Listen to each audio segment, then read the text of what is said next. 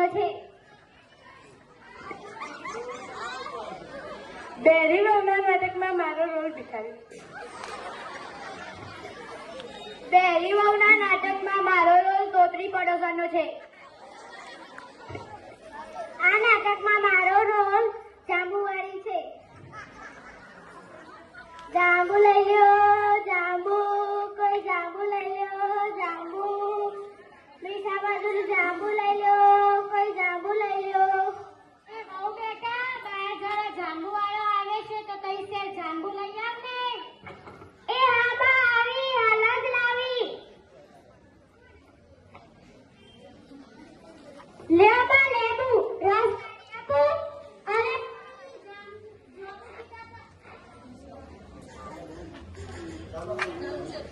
બાબુ કીધા તા લેબુ નહીં.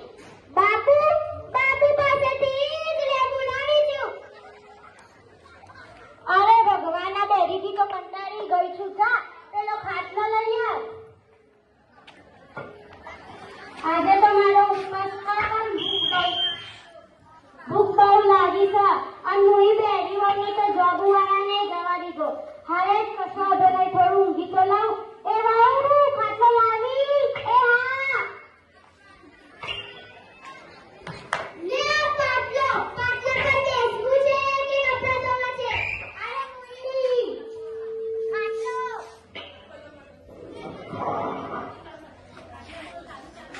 ખાટલો કીધો તો પાટલો નહીં. મામા તમને ઢેરો ભરતા આવડતું નહીં. પાટલો તમારે બરાબર છે. હવે બાકી થાય તારે બરાબર. જા પેલું ચપ્પુ લઈ આવ. લેબુનો રસ કાઢીને તો પીવું. ચપ્પુ તો હમણાં ગોળીઓમાં ઊંઘ્યો છે. આજે તો મારો મકુલો બહુ રોયો તો અને મંદિરે ગયા ત્યારે 2 મિનિટ આપીને ઊંઘ્યો છે. અરે ભગવાન, ચપ્પુને ચપ્પુ, છોડી, લેબુ કાકાની છોડી. આટલું પાક્કું મારી લાગે છે. લેબુ કાકાની વારે હોય, લેબુ કાકાની વારે તો હોય. અરે ભગવાન, તું તો એમાં લખડું જ કરતી નથી. શું બોલે? લખડું એટલે છૂટાછેડા. તમે મારા છૂટાછેડા કરવા માંગો છો?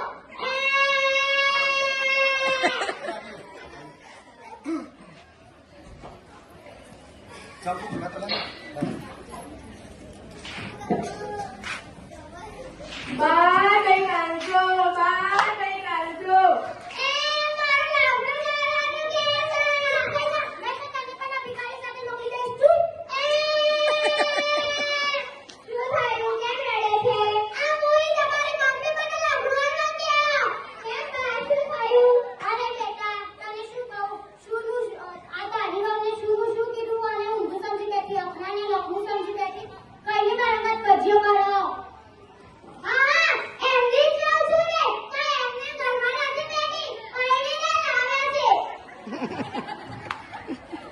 અરે ગાંડી, તું ઊંધું સમજે છે.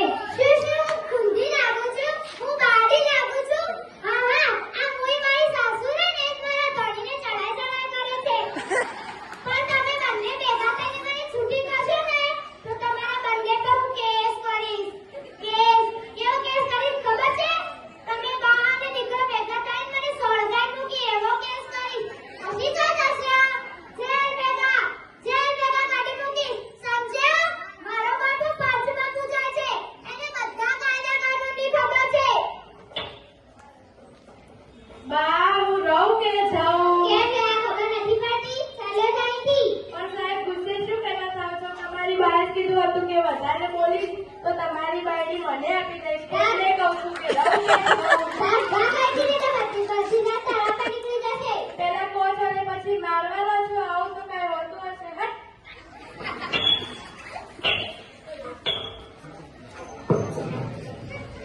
અરે ગાંડી, તું ઊંધું સમજે છે.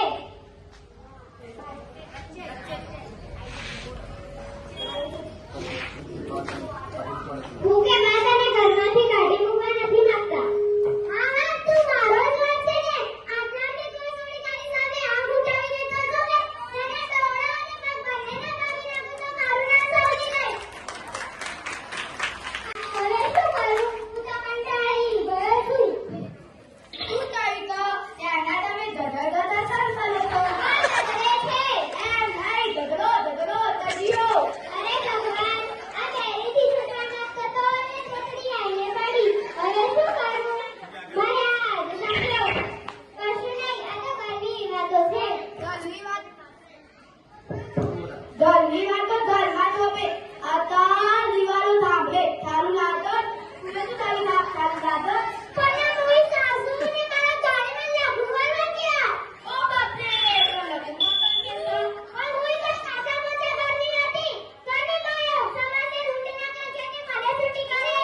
સાચી વાત શ્રીભાઈ ના તો એનું દલ તો થાથલું એટલે આદા કરીએ પણ ઊભા તો થઈએ જ ના